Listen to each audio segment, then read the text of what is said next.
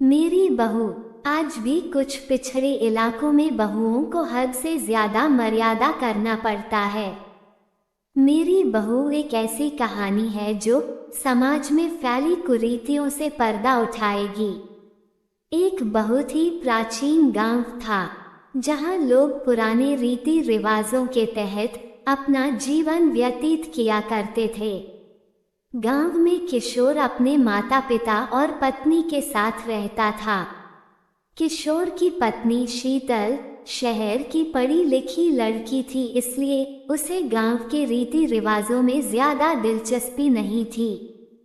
फिर भी उसे परंपराओं के अनुसार गांव के लोगों के सामने सर ढक कर रखना पड़ता था। कुछ दिनों तक तो शीतल ने बड़े बुजुर्गों की मर्यादा रखते हुए ये बर्दाश्त किया, लेकिन जब उसे लगातार पर्दे में रहने से घुटन होने लगी तो उसने अपने पति किशोर से शहर जाने की बात कही। किशोर गांव में ही पला बड़ा था, इसलिए उसे शहर जाने में कोई रुचि नहीं थी।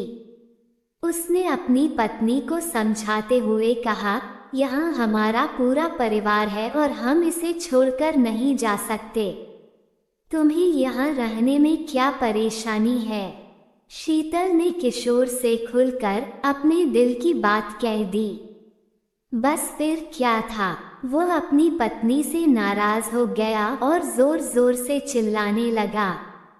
किशोर की आवाज सुनकर उसके माता पिता भी कमरे के अंदर आ गए हैं और जैसे ही उन्हें सारा मामला पता चला तो उन्होंने भी अपनी बहू को बुरा भला कहना शुरू कर दिया।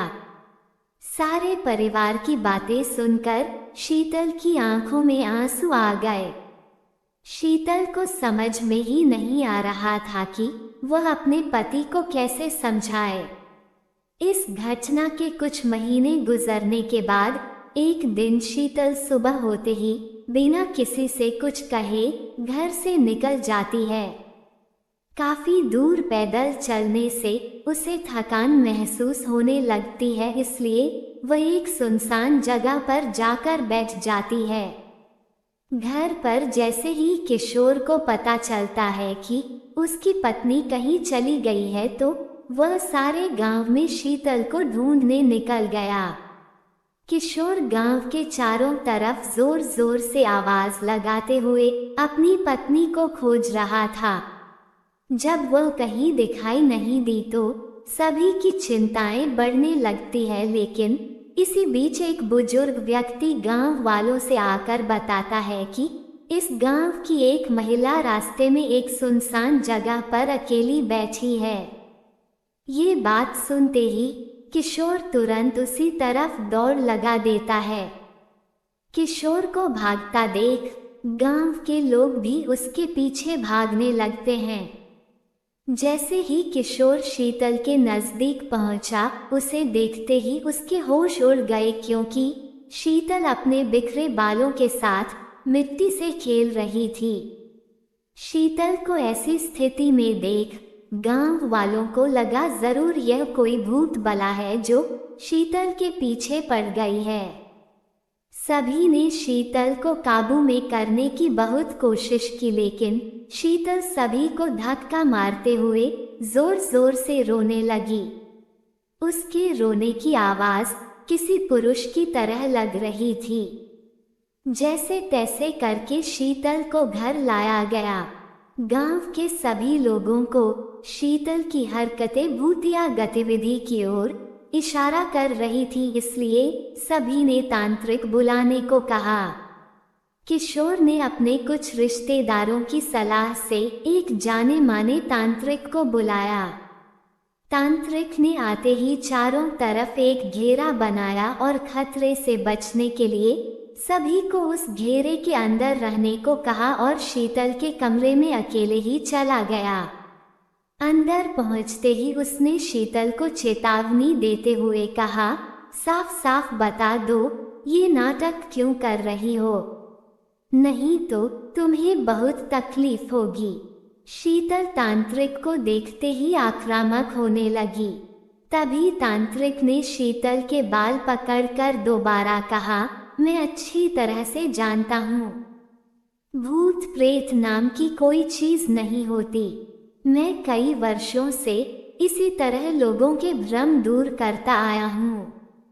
तुम्हारे घर वालों को समझाना मुश्किल है, लेकिन तुम अच्छी तरह से जानती हो कि तुम ये नाटक कर रही हो। तांत्रिक की बात सुनते ही शीतल की आंखों में आंसू आ गए और उसने रोते हुए अपना झूठ कबूल कर लिया।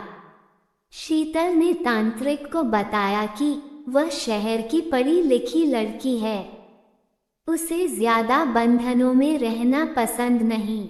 उसने कई बार अपने पति से यहाँ से दूर चलने को कहा, लेकिन जब वह नहीं माने तो मजबूरी में आकर उसने चुड़ैल चढ़ाने का नाटक किया ताकि वह अपने मन मुताबिक जी सके।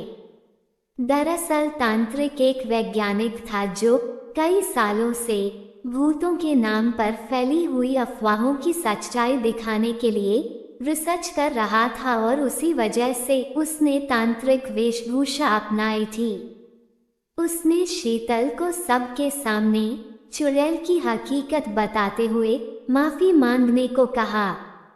जैसे ही गांव वालों को पता चला कि शीतल अपने परिवार के सामने सिर ढकने से बचने के लिए चुड़ैल का ड्रामा कर रही थी, तो उन्हें आज से पहले गांव में हुई सभी भूतिया घटनाओं पर संदेह होने लगा।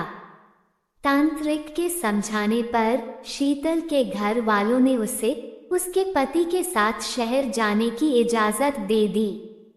तांत्रिक की वैज्ञानिक सोच ने लोगों में भूतों के प्रति फैले अंधविश्वास को गहरी चोट दी थी, लेकिन ये तो सिर्फ एक शुरुआत थी और इसी के साथ यह कहानी खत्म हो जाती है। दोस्तों, अगर मेरा वीडियो पसंद आया हो तो मेरे चैनल को लाइक, शेयर और सब्सक्राइब जरूर करें। धन्यवाद।